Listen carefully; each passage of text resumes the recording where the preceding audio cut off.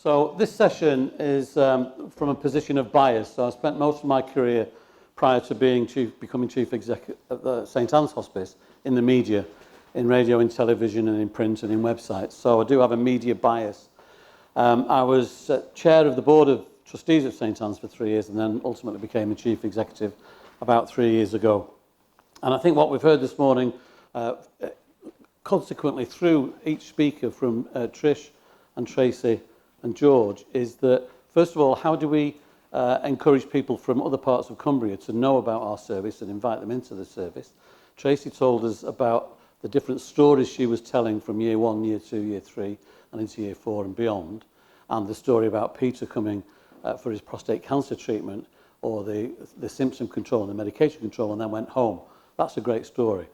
And throughout George's presentation, especially towards the end there, it's about selling yourselves. Actually, he meant literally selling yourself and getting some money in, but also selling yourself in terms of telling the story. And one of my mantras at St Anne's is, telling the story is as important as anything else that we do. We're all storytellers. We've all heard during Tracy's Q&A today, you're all saying, why don't we go into the town centre? Why don't we educate people? Why don't we share? It's all about storytelling. And if you stop telling stories, the money will stop coming in and we'll be closing our doors and the oak tree will fall. So you must tell stories. So some of the slides that you'll see today, I'll rattle through them actually. Some of them are aimed at communication or marketing specialists, and I know there's 2 or 3 or 4 in the room today. So not all of the slides will be absolutely relevant to each one of us, but every single person in our organisation is a storyteller, and it's important, it's not just important, it's crucial, it's incumbent upon us to tell the stories at every single opportunity. And that's either formally through various media channels or informally in chit-chat. Every time you get a chance to tell somebody, because as we've heard throughout the morning, we can't presume that everybody knows what we do. We can't presume that everyone understands that the word hospice has its root in hospitium, looking after, hospitality, caring for. You know the story about the medieval monks who had a room at the front of the monastery for weary travellers. They would bring them in, look after them, give them a bed for the night, feed them and send them on their way, refreshed. That was their hospitium. I don't suppose you're going to tell everyone you meet that story, but we have to keep telling the stories to break down to break down the barriers. And it's all about raising the profile. So the stories have to be engaging, appropriate to the audience, and this is a bit about the press, really. And I will touch on traditional press, newspapers and radio and TV, but social media is the big deal now. Because if you're trying to get stories out in the press, there are various layers of editorial control. There'll be sub-editors, editors, features editors and all of that. With social media, none of that. There are no filters. That's good in that you can say what you want. It's bad as well in that other people can say what they want. This one here, is the story that you're trying to tell in the media, this is, interesting? It might be interesting to you, but is it interesting to, say, your mum or your husband or wife or partner or your pal? You know, this one, the European Union Multi-Fibre Agreement. Can you imagine sitting, watching Border Tonight, or is it called Border Tonight, at 6 o'clock? You're in the kitchen, your partner's in the living room, and Paul Crone says, now we're going to talk about the European Union Multi-Fibre Agreement. You wouldn't be shouting, quick, quick, come in. There's a story about the European Union Multi-Fibre Agreement. You just wouldn't do it. So it's boring. Pill or tablet? Oh, I got an invitation to speak at the RSC. I thought, wow, great. Stratford, Royal Shakespeare Company. It was the Royal Society of Chemists in Macclesfield. And we were talking, this was a few years ago, and we were talking about press releases, which I will mention in a minute. And I said, for example, say you came up with a new pill that could control people's weight overnight, and you did this, and you want to tell the story, and the fellow at the back says, could I just clarify, is it a pill or a tablet? I don't give a toss. I don't give a toss. George's Mrs. Miggins wouldn't give a toss. Only chemists would give a toss.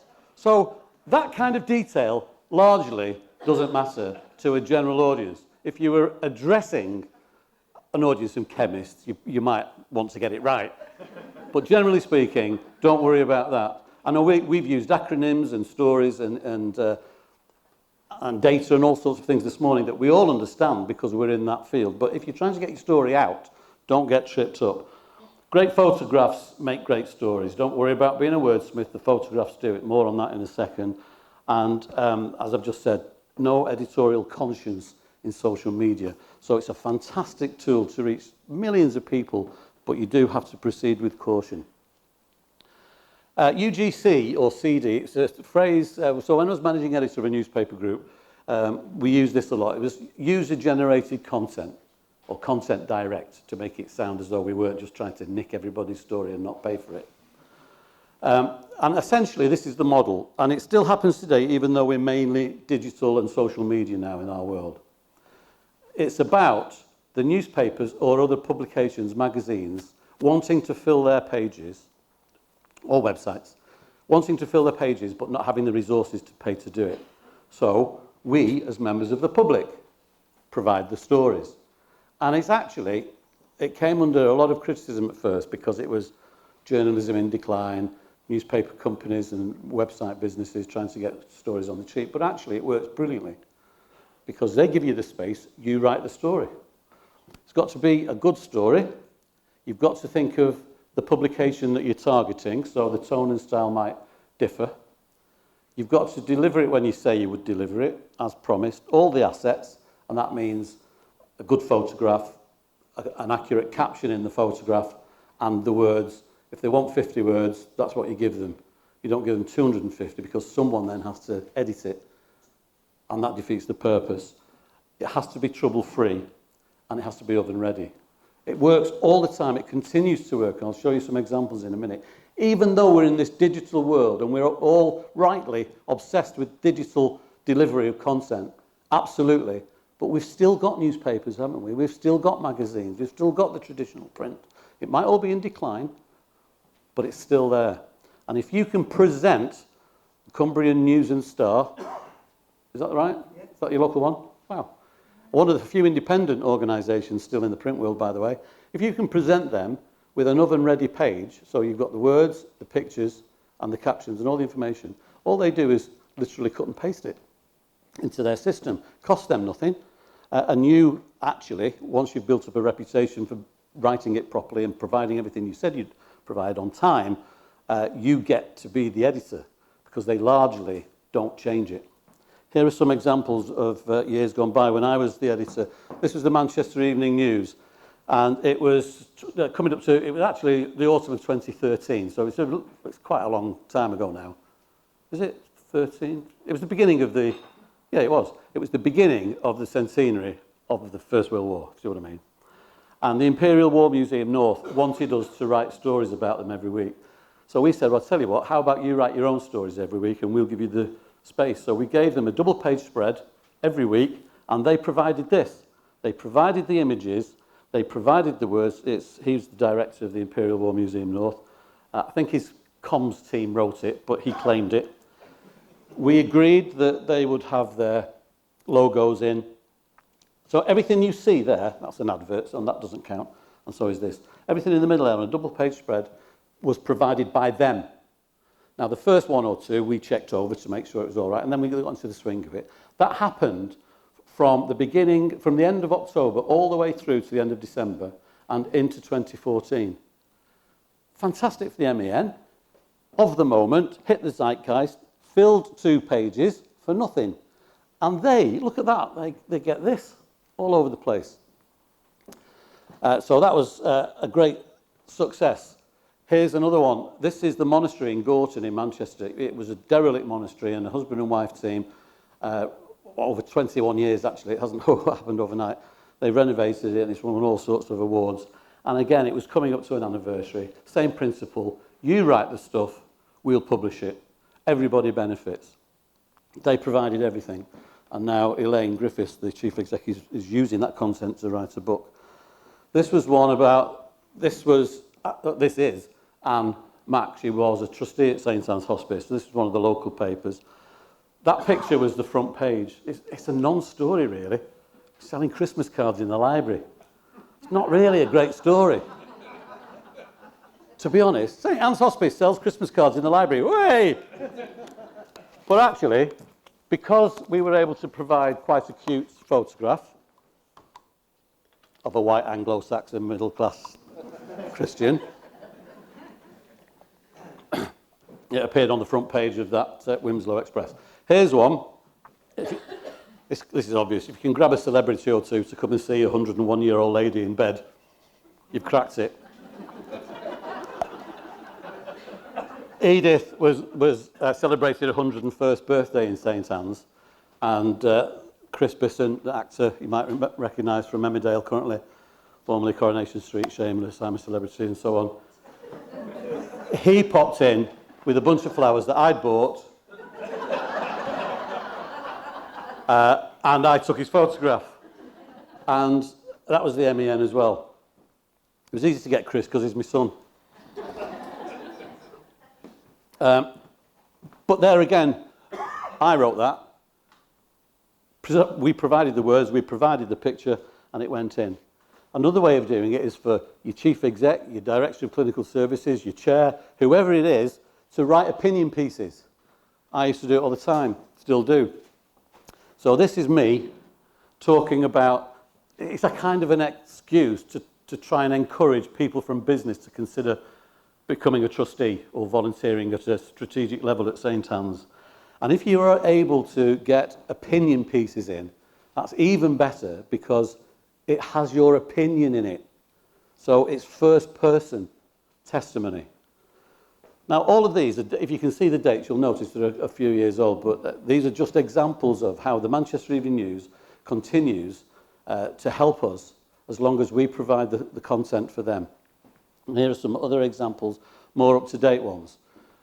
This was a piece in Greater Manchester. There are 7 adult hospices in Greater Manchester, and we created the Greater Manchester Hospice Group, which doesn't sound groundbreaking, does it? But it's taken us 6 years to do that and to remove everybody's arms from around their homework and to share.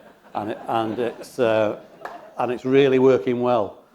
And not only that, we all put 10 grand in with some contribution as well, very kindly from Hospice UK, to appoint Martin Foster as our project manager across Greater Manchester. So Martin works for us all, and that's been fantastic. It's cost us all 10 grand each for 1 year. Now we've just signed up for year 2. Now that's not necessarily going to be the biggest story in Manchester of the week, but because we've written it and sent a head and shoulders in, it just gets slotted straight into the newspaper. Same with this one, that's a golf day, loads of golf days. That's a couple of cute kids doing something. This one is, I can't hardly read these from here, but you get the idea anyway. This one, Marla Cunningham has joined St Anne's just in December because we want to build a brand new hospice in our Stockport site. We're going to be 50 in 3 years' time, and the building is not fit for purpose. Don't tell the patients. So we want to build a new hospice. We're trying to buy the land next door, and we brought in Marla from outside the sectors, from the arts sector, as the capital campaign director to help us raise all the millions of pounds we're going to need. So again, you wouldn't necessarily, if you were pitching these stories in an editorial conference, they're not necessarily going to make it. But because we are constantly telling the media everything we do, it gets in, not because it's necessarily an interesting story, but because we do all the work. And we're blessed at St Anne's because we've got 3 people in our comms and marketing team, which is not a very big team. I suppose it's more than some hospices can have, yeah. But just to put us into context, we've got 3 sites. We've got, across 2 main sites, we've got 45 inpatient beds. We've got 350 staff, 750 volunteers, 14 shops. So we're one of the largest. It's about a £12 million business. So in our world, 3 people in the comms and marketing probably isn't a big department, but I do understand it's all relative. And they do all this. I write quite a lot myself, but they do it.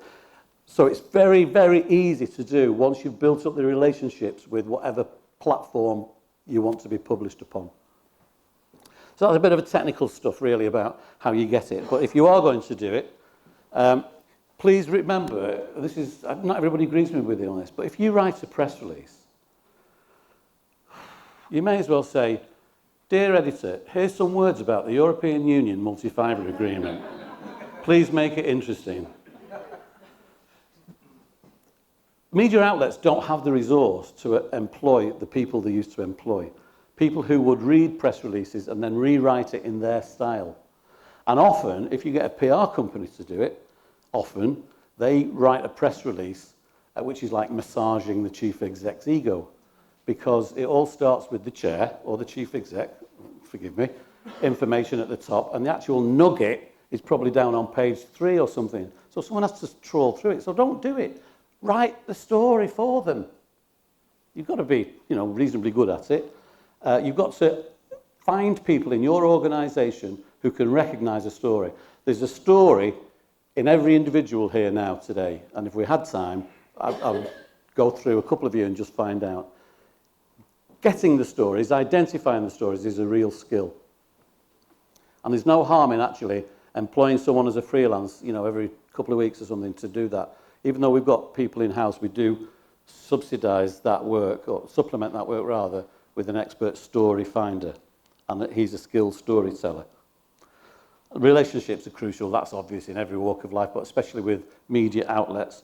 And, if you say you're going to give them something, if their deadline is 3 o'clock on Tuesday, there's no point sending it at 4 o'clock on Wednesday, because you've missed the deadline. Do that twice, and they're not interested in you. And it reaches many, many people. This is a traditional press reach. We're still in the traditional press, and this is St Anne's. So as you'll see, 16, 17, through all the outlets that we used, that's 50 million eyeballs. It's a ridiculous number, isn't it? Obviously, no one's counting them. It's just what the newspaper and website outlets use their figures for the advertisers, for example, and they tell us and we use it if it helps us. So you can see, 18, 19, we're way on the road to doubling it all. And this helps when you're trying to encourage the board to invest as well. The equivalent advertising value of all the published pieces we've had in 18, 19 is £2.5 million. Again, doesn't really mean much, because newspapers, for example, and websites, they will say, if you had that space and you were paying for it, it would cost you £500 or £2,000 or £34. And they never sell that space for that price. But it's a metric that everybody uses. So when I present the board report in terms of the comms, I'll be putting this kind of thing in. If we had paid for the equivalent amount of traditional space in traditional media in the year gone by, it would have cost us £2.5 million. And now on to social media. And this is really important. If you're not skilled in social media yet, if you've not got your social media up to scratch, invest in someone who can help you, either as an individual or as a company who can help you on a voluntary basis or on a not-for-profit basis or something. Because we can't live without this. This is us at the moment. LinkedIn, tricky on LinkedIn, because it's mainly for professionals, but we do use it. But I personally have come off it because I just get mithered to death with people who just say, is it all right if I put your name forward for Christmas fair or something? Never been offered a job on it, actually. But I've been to many Christmas fairs because I'm a skilled face painter. Instagram as well, we're not great at yet. Twitter, 8,000 followers on Twitter, and Facebook, nearly 14,000. We're very pleased with that, actually. Facebook is a really important one with us, and we're just investing now in buying some adverts on Facebook and Google Ads as well, actually. They tell me that Facebook is largely for old farts now, so obviously our demographic is leaning towards that. In those 3 people that we have in our team, one of them is a social media expert. Now, online, the websites, obviously, we're all obsessed with websites, and they're crucial as well, and we've got to keep on top of them, we've got to keep refreshing them. This is just for February this year. 8,500 unique individuals came, 8,500 unique individuals came to the site. Between them, they looked at 35,000 pages. 73% were new visitors, which is great for us. And the average visit to the site, which we call dwell time, was around 4 minutes. Doesn't sound great, that, does it? What we're going to try and work harder at is the souk principle.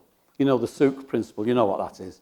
You go to a Middle Eastern country on holiday and you go into a souk to buy a pashmina, and you can't get out till you've been passed around all his cousins and brothers, and you come out like that with a couple of pashminas, a kebab and a camel. And we want that in our website. Perhaps donkeys in websites. But if you come to a website, if you can find tricks and ways of keeping them on your site so the dwell time increases, as long as there's something, you know, interesting and appropriate for them to do while they're there. But that's very important that you invest in that. And this is interesting as well, because the great thing with websites, as you know, obviously, you don't need me to tell you this, as opposed to newspapers and traditional media is, and I knew this, I know it firsthand, because with the Manchester Evening News, for example, we would say, we are selling, well, not as many as used to, but when I left about three years ago, we were selling something like 40,000 copies a day. And on a Thursday and Friday, we put another 50,000 on top of that, free in the city centre. So we could say to advertisers, this is the number of copies that is going out. Therefore, these are the number of eyeballs seeing your advert. And that was just a bit spurious, to be honest. It was some sort of mathematical thing that somebody somewhere in London came up with at Trinity Mirror to say, for every newspaper that somebody picks up, 2.73 people will read it.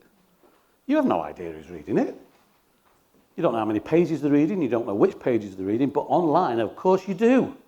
And the analytics are fascinating. So in February this year, these are the most visited pages. Homepage, you wouldn't be surprised. The jobs homepage, so people are looking for jobs. The Manchester Midnight Walk, our big annual showpiece, which happened only last Friday. How to contact us, working at St Anne's, events, Will Week, our services, volunteering, and randomly a Cheadle shop page. 46% of people came to our website through their mobile phone. Half of people nearly coming to the site, we all do it, don't we? We're all on our phone now. 42% of people access the site from their desktop computer. 12% of people access from a tablet. These are all very interesting, but only if you do something about it. So you have to gear your storytelling and your content to supplement the information that you've got. 39% came by typing one of our promoted web addresses. So that might be on social media. This is happening. Go to this website to find out more. 34% went on to Google or another one, Yahoo. And I love that one because my dad, he's dead now, he was from Belfast, and one of his, you know, like hooligans and naughty people and that, he used to call them Yahoos. So every time I think of that, I think of my dad. Ooh, look, there's all Yahoos out there in the park. A quarter of the people nearly came to us via social media, and a small amount from other websites. So you've got to invest in these kind of analytics. So not only are you telling the stories, but you've got to be clever about where you publish them. Right, I won't linger on this too much, but again, social media visitors, 59% Facebook, you saw that before. And we also know the postcodes. So Manchester City Centre, 30% at the top, and Liverpool, unsurprisingly, well, that is surprising, 2%. People in Liverpool, or traffic to us from people in Liverpool. You'll forgive me rattling through it, but I know we're tight for time, and also just giving you a flavour of it. So the Manchester Midnight Walk, it happened on Friday, just gone. Press stories, traditional press stories, we haven't analysed that yet because it's too early. Photography, social media posts, Facebook live videos, Instagram stories, and production of video content. That's all the activity that we engage with to tell our Midnight Walk story. I'm not standing up here showing off about St Anne's by any stretch of the imagination. I'm trying to explain to you how we approach our storytelling, specifically for this event. The posts that we posted on Friday reached 40,000 people. Interactions with the posts on the night reached 4,000 people. A video that we produced and immediately published on Facebook was viewed by 3,000 times in less than 24 hours. So these are all very interesting, aren't they? It's an example of how we tell the story. The next level to this is how do you monetize it?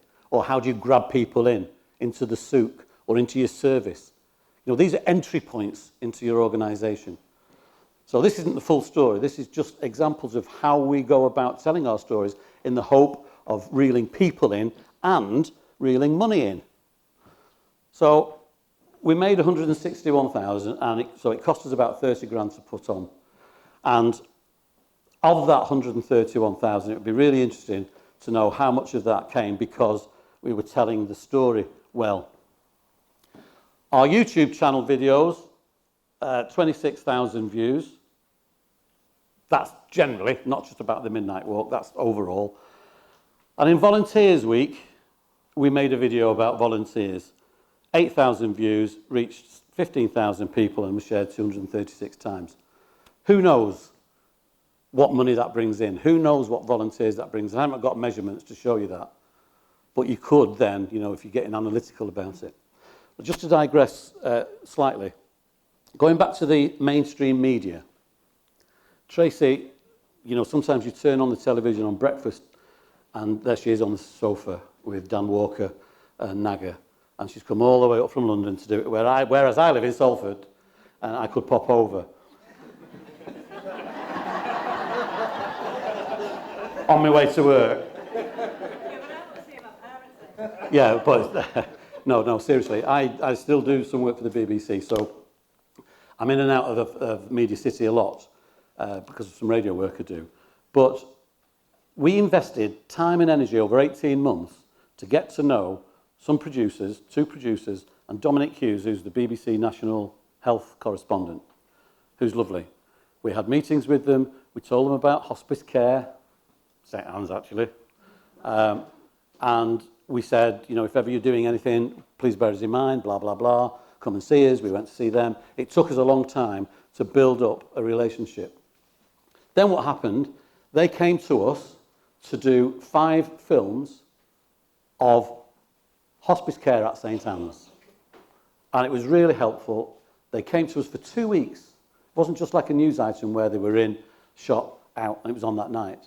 They were thoughtful and considerate, and the films were fantastic. National coverage, and they promised breakfast television, the 1, which is what they call the 1 o'clock news, the 6, which is what they call the 6, and the 10. You're getting the hang of this now, aren't you? So breakfast, the 1, the 6, the 10, some local radio, Radio 4, etc., etc. And the day, that was all happening throughout one day. The bloody day Boris Johnson resigned. So right down the pecking order, we fell, because it's not a news item as such. Nevertheless, some of those items went out, and some of them then were published on their website. Anyway, the point of the story is developing relationships and telling the story. Because Dominic Hughes, God bless him, when he's the health correspondent, and he knows about hospices because he's had some family members in hospice, but he didn't know about... Here you go, I'll tell you after. Every year, around 100,000 people are unable to get access to expert end-of-life care. That's according to the organisation that represents the hospice network in the UK. The work of hospices is often misunderstood. Our health correspondent Dominic Hughes spent a week with patients and staff at St Anne's Hospice in Manchester. To hear him saying things like, I don't want to be here, it's really hard. These are the toughest moments. You want to make sure that that death is as cared for as can possibly be. But there is help, support and love. You not only care for the patients, you care for the families. And they've allowed us to tell the inside story of hospice life. So we're going to show Grandad these pictures. Maxine's dad is dying of cancer. Okay. Diagnosed earlier this year, Joe is nearing the end. If you attach it to him. But Maxine says her dad couldn't have wished for better care. Hello, Thomas. It was the best thing coming here, especially for someone on end of life. Like, I want him to have the best time ever at the end of his life. And family members like Maxine need support too. I am grieving probably for the dad that I had. Like, I'm watching him just waste away. And he's just the most strongest man I've ever known. Push up on the chair. That's it. Supporting patients at home and through a daycare service. Relieving pressure on the NHS. That's it. There is some health service money, but the hospice charity must raise an additional £20,000 a day to keep going. Got a little boxer in the booth, haven't we, Eric? And there is growing demand for hospice care to help those like Janet who's battling cancer. What was your first reaction when you heard that word hospice? My first reaction was, I'm not dying, so why would I need to go? But I didn't realise that there's a lot of services for people who are just poorly, but not dying. Back on the wards, we meet Bill. It's coming towards the end now, for me, like. Clear-eyed about what the future holds. We all sat down and had a family discussion about it, and they're prepared for it, so. Because a lot of people are very scared of death, aren't they? Well, personally, I am myself, but it's going to happen, so what can you do? The heart's a little bit racing. We all know that's what we've come to work here for, and it's to support patients and families at what is a really difficult time. Sometimes patients will ask, am I dying? And rather than shying away from it, as a healthcare professional, you need to be able to, if you feel that that is the case, to say, yes, we think you are. Across the country, hospice patients are facing their last big challenge. And gently back. But they do so surrounded by the love of their families and the care and compassion of hospice staff and volunteers. If you need anything, just give us a shout, okay? Dominic Hughes, BBC News, St Anne's Hospice, Manchester. So we're not the only hospice to have television features made about us, and there's a hospice who had a whole series made about them on the Community Channel, I think it was it, last year? So I'm not claiming that as a unique experience, but what I am claiming is that was one of 5 films that were made and went across the national BBC network. On Friday, before the Midnight Walk, we had unusually we had a reception for people who we hope will support us in our capital bid for our new hospice and some influencers. And Dominic kindly came along for a Q&A, and we showed that film. And as a direct result on Friday, people who had no idea about some of the things we did have already donated a couple of £1,000 directly because they met Dominic and saw that film, and we were able to talk passionately about it. So it's not, I'm not saying that we're great because we had the BBC in. What I'm saying is we work hard at developing the relationships and offering the stories to them in a way that makes it easy for them. Right, I'm getting on my own nerves now, so I'm going to rattle through some of this.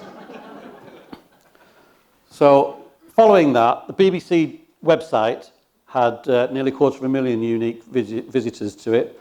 The BBC Facebook site, on the back of that film, 35,000 views, and our own Facebook site, 9,500, with people on it for 593 minutes, and on our website, 1,200 click-throughs from the video to us. That's significant for us, and it's continuing our storytelling. And of course, you know, as I keep saying, you can find ways to monetize this in various opportunities. So again, just rattling through the art of great storytelling. These are just some quotes from people from other charities. Stories speak to the heart. Storytelling is important because it creates a picture that people can relate with and empathize with. Impact. Stories are gold dust to fundraisers. Stories, and that's true, isn't it? Stories are gold dust to fundraisers as they change opinion, educate and inspire meaningful action in others. Now, George, you will, and definitely others will, recognise this fella. Remember him? Might not remember the absolute details. From your neck of the woods. Obviously, there's the high-level bridge, or is that the Tyne Bridge? Tyne Bridge behind him. So this is Alan Barnes from Gateshead, just up from where George lives. He was mugged outside his home. Now, if you read that story without that picture, fella mugged outside his home. Well, sad, isn't it? But it's not groundbreaking. His picture and his story, not just his picture, but then his story that emerged, prompted us all to raise 330,000 for him, and he bought a new house with it. So the point there, without labouring it, is it was a terrible, sad story, and it was a big story, but it was bigger and had more impact, not just in the Northeast, but mainly in the Northeast, but across the country, because of the photograph and the images on television that accompanied it. And that goes back to what I said at the beginning. Photographs can be your stories. Catherine from the British Heart Foundation. Supporter stories enable me to fully understand the reason that we're needed. The heartbreaking ones push and motivate me to work harder, and the positive ones remind me of the real difference we can make to people. Just one example of a fundraiser. Paul Zak is a scientist who talks about the oxytocin, is that how you say it? Oxytocin effect. We've mentioned donkeys a couple of times, animals coming into the hospice and so on, and the liaison with animal charities. We've all done this. We've all had a donkey peer through our window when we weren't expecting it. Haven't we? You look up from your computer, you think, bloody hell. And then it makes you feel good because the oxytocin effect kicks in. I mean, what's not to love about a donkey? Ponies, but donkeys. Did you see Have I Got News for You last week? The pictures of the biggest donkey in the world. It was massive. That's not coming. So the oxytocin effect is created by the good news, the heartwarming stories, a patient patting a donkey's nose, a complimentary therapist pickpocketing a patient as she tries to paint. I'm trying to paint. These oxytocin type stories, somebody running, you know, in the marathon or Great Manchester Run or something. I've got a story about that actually. That's a conference, or having a lovely tea party, and people doing things for you. Just on this, and if you're at the conference and the session that I did, and Trace will remember, we talked about reputation, because with all these stories comes reputation risk as well. And it wasn't him, but there was a picture on the front page of the Manchester Evening News and of the Daily Mail and of the Guardian and of the Telegraph of a guy running in a Great Manchester Run in a St Anne's t-shirt. Full picture. I think, oh wow, look at that, St Anne's. Ringed was his watch. It was a GPS watch, which was the key element of the prosecution to prove that he murdered somebody.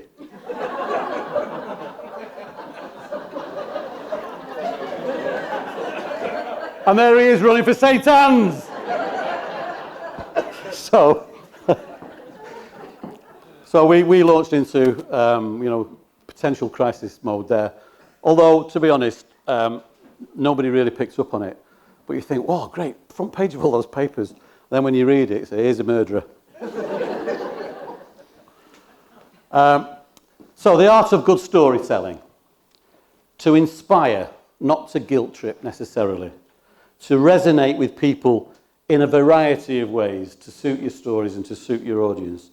And to release that oxytocin, because apparently it's proved that if you benefit from oxytocin release, it makes you more generous and more inclined to put your hand in your pocket. So we benefit from an organisational development point of view, we benefit from a sustainability perspective, and we benefit directly with the fundraising. It's everything, whether you are a media professional or not, every single one of us in the organisation is a storyteller, and you must do it. You must tell everybody about what we do. And that kind of encompasses everything that Patricia said, everything that Tracy said, and everything that George says. All the specifics and all the technicalities and all the clinical issues and medical issues, fine. But it's all about us telling that story about how we are supporting the communities.